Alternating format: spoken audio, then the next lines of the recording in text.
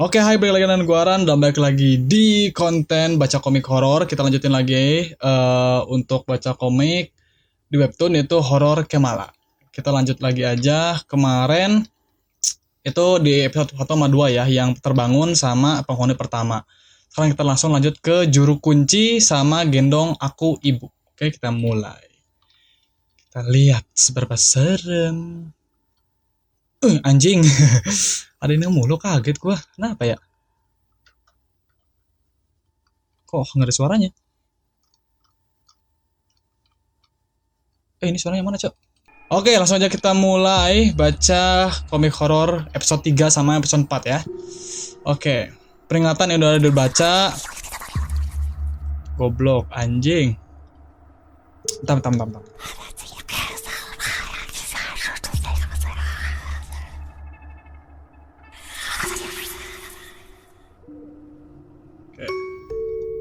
Gue kecilin dulu suara.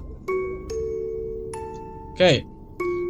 Lelaki tanpa wajah ini selalu menampakkan dirinya di sekitar gedung di sekolah. Oh ya, sebelumnya tokoh utama kita tuh namanya Kemala. Terus kita kemarin ketemu sama Dieter. Itu arwah anak kecil yang mati di zaman-zaman dulu penyerangan Jepang gitu, oke. Di buku dalam genggamannya itu menyimpan catatan kematian setiap hantu yang terkunci di dalam lingkungan sekolah ini.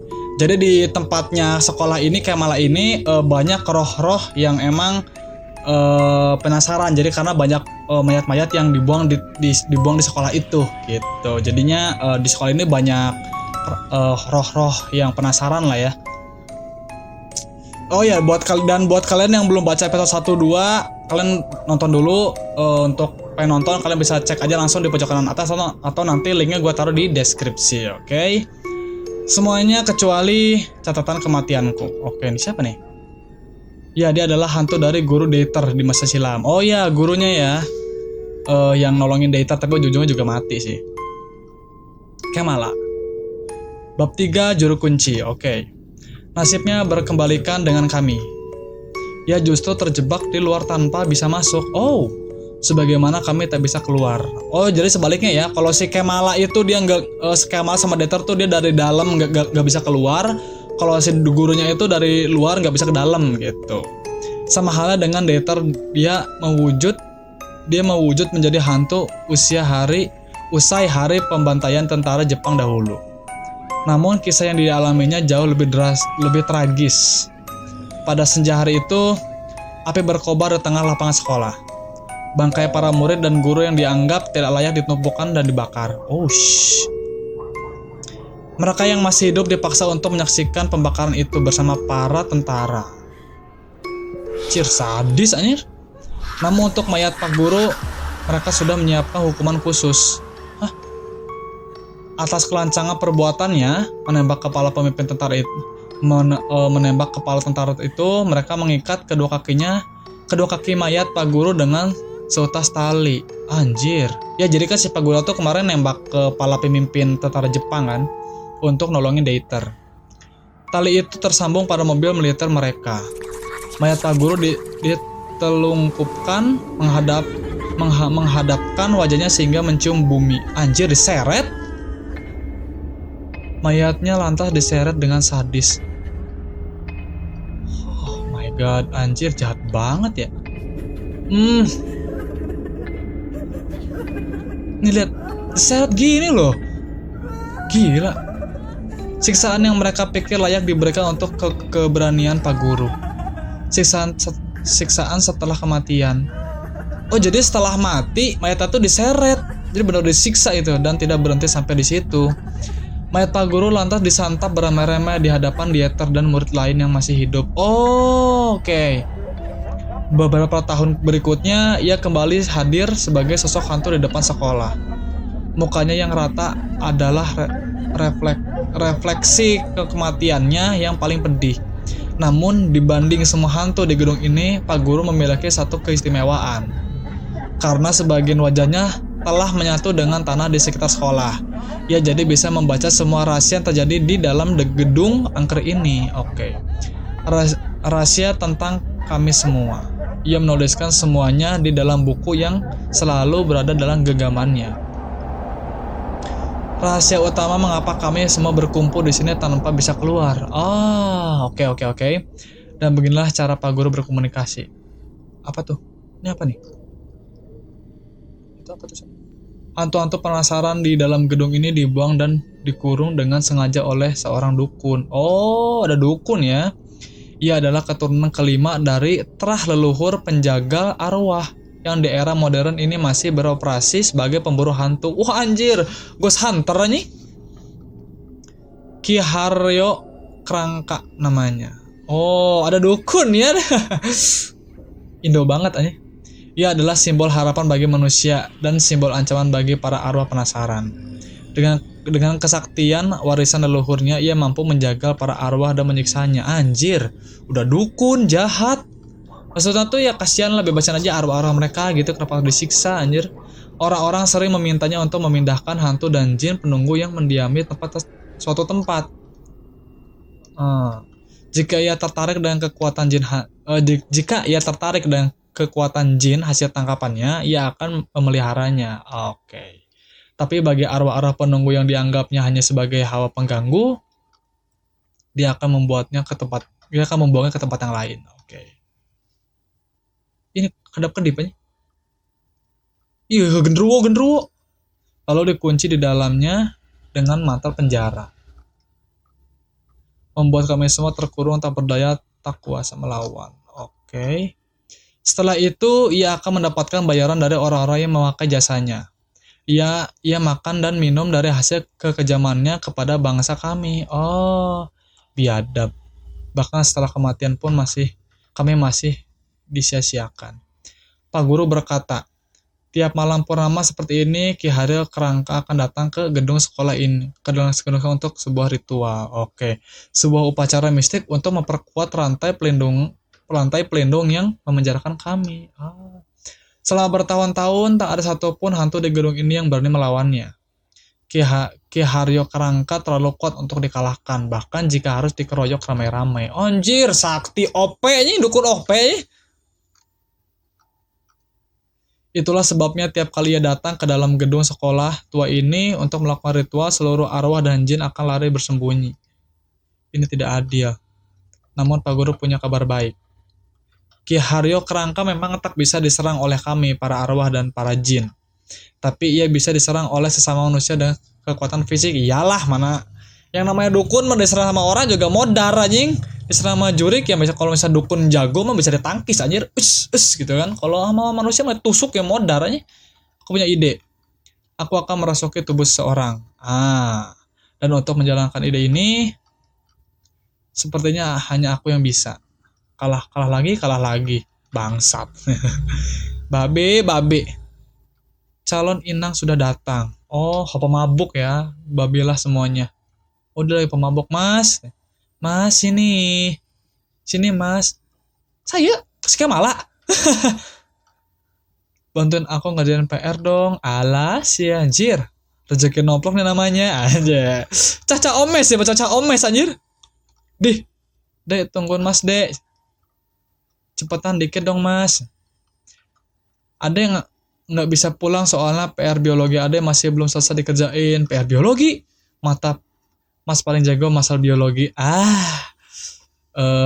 Mesum. Hai, tungguin Mas dong. Iya, Mam. Pemabok mesum anjir. Eight.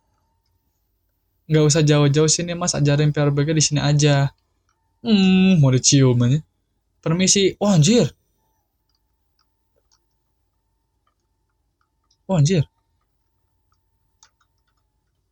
Ragamu sudah berada dalam kendaliku. Anjir, sekarang saatnya berburu. Anjir. Aroma dupa sudah menguar ke penjuru gelanggang. Ki Haryo Kerangka sudah datang. Ia tengah khusyuk komat kami di depan gerbang. Tak sadar ada sosok manusia mengendap-endap di belakangnya. Buk, modar anjir. Ya mungkin andal dalam urusan energi astral, tapi kekuatan fisik semacam ini tak bisa dilawan dengan mantra yang dia rapal. Tidak bisa. Tusuk, bunuh. Ia hanya seonggok daging tua yang siap menyambut ajalnya. Oke, dengan senjata di tangannya, Oh, anjir, dibunuh dong. Anjir. Malam purnama itu menjadi hari terakhir nasibnya. Nyawa Ki Haryo Kerangka telah merenggang. Dukun terakhir yang menjadi garis penghabisan leluhur pemburu hantu tak punya lagi kesempatan untuk menurunkan ilmunya. Mampus kau dukun. Mantel penguncian telah sirna. Soalnya dukunnya jahat. Kalau dukunnya baik, yang dukun-dukun yang suka membantu arwah-arwah kan gak akan dibunuh. Gerbang telah dibuka. Saatnya aku berkelana. Anjay. Oke. Di episode 3 sudah beres, lanjut ke episode 4. Langsung ke episode 4 yang judulnya adalah Gendong Aku Ibu. 2 malam usai terbukanya gerbang depan sekolah, aku masih terpungkur di dalam diam. Tempat ini dengan segenap arwah dan misterius yang menghuninya menahan laju langkahku untuk bergerak. Aku bingung, aku harus mulai dari mana. Hingga akhirnya terdengarlah langkingan parau yang menyayat kelingkingku. Parau itu apa? Suara tangisan bayi. Oke, gendong aku ibu. Tangisan itu menggema ke seluruh penjuru bangunan sekolah dan tak ditanggapi oleh siapapun kecuali olehku. Dan jika terdengar suara bayi di tempat ini, maka dapat disimpulkan bahwa itu bukanlah suara tangisan bayi biasa. Nalarku diguncang saat mengetahui dari mana sumber tangisan itu berasal. Sebuah toilet usang berbau yang sangat jauh dari kata pantas. Lalu mataku menangkap sesuatu di dalam sana. Ada bocil, ada bayi bocil anjir. Hantu kepala bayi merah terus menangis berair mata darah, terjepit dalam lubang kloset dan tak henti menjerit-jerit parau. Oh. Aku lantas menemui Pak Guru untuk mencari tahu tentang hantu bayi itu. Dulu begitu arwah bayi itu dibuang ke gedung sekolah ini, secara bersamaan muncul area toilet astral di bagian belakang untuk menampungnya. Konon kabarnya ia dipindah oleh seorang dukun dari toilet sebuah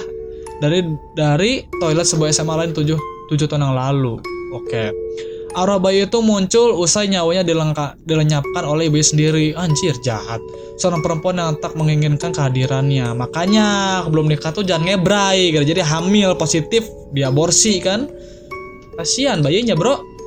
Nyawa bayi tak berdosa itu dihabiskan usai berbulan-bulan menyembunyikan kehamilannya. Tuh kan? Kini arwah itu menangis menjerit ketidakadilan nasib yang ia terima. Tuh. Kalau misalkan memang belum siap untuk punya anak, jangan dulu lah. Gitu. Kasihan. Ketika kalian belum siap, nanti anaknya diguguring, kasihan anak bayinya, cuy. Namun Pak Guru memberitahuku sesuatu yang sangat menarik. Ibu dari arwah itu masih ibu dari arwah bayi itu masih hidup. Oke. Malam ini juga aku akan mempertemukan mereka. Aku kehilangan kata-kata melihat wanita itu sama sekali tidak dirundung rasa sesal. Wah, pelacur dia mah hidung lagi. 7 tahun usai memburu darah dagingnya, ia lega tertawa mabuk dengan pasangannya. Ia menganggap dengan mengubur masa lalunya maka semua akan selesai begitu saja.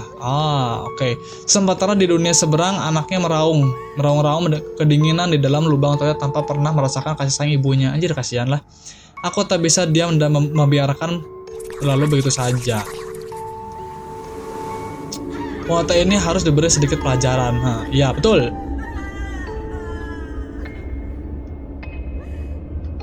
Hah? Bayi siapa yang menangis malam-malam begini?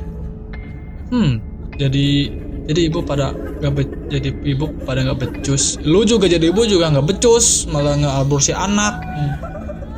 Aneh kok suaranya dari dalam kamar mandi gue.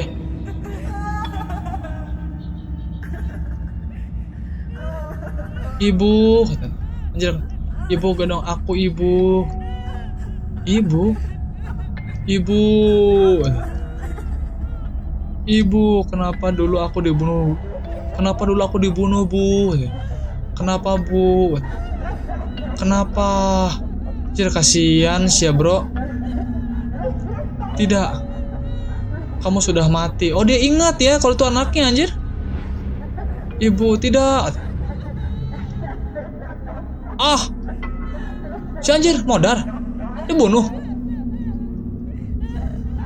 Aku hanya bermaksud mengantarkan arwah bayi itu kepada ibunya, tapi semesta berkehendak lain. Wanita itu telah dihukum. Ia harus menebus karmanya. Ia dihukum dengan cara yang sama dengan saat ia menyudahi nyawa makhluk tak berdosa yang baru keluar dari rahimnya. Makhluk yang tercipta oleh makhluk yang tercipta oleh buruknya pergaulan dan kegagabahan seorang anak remaja. Setidaknya arwah bayi itu sudah berhasil menemui ibunya. Oke, dan setidaknya kini mereka berdua bisa bersama di alam yang sama. Aku telah menyaksikan keadilan semesta dalam menyeimbangkan lini kehidupan dengan caranya sendiri. Malam ini aku sebagai satu-satunya hantu yang diperkenankan keluar gerbang sekolah, bersumpah bahwa aku akan dengan senang hati mengantarkan pulang arwah-arwah yang tersesat untuk mendapatkan keadilan atas nasibnya. Oke, the best. Ini lebih cepet nih. Jadi intinya yang gue dapat dari komik ini tuh ya si Kemal tuh dia punya tugas untuk menolong arwah-arwah yang penasaran gitu. Oke, good juga nih komik. Gue suka nih komik-komik ini. Oke, mungkin sekian aja untuk baca komik horor kali ini. Jangan lupa like, comment, and subscribe kalau kalian suka. Oke, kalau gitu sekian, sampai jumpa. Bye.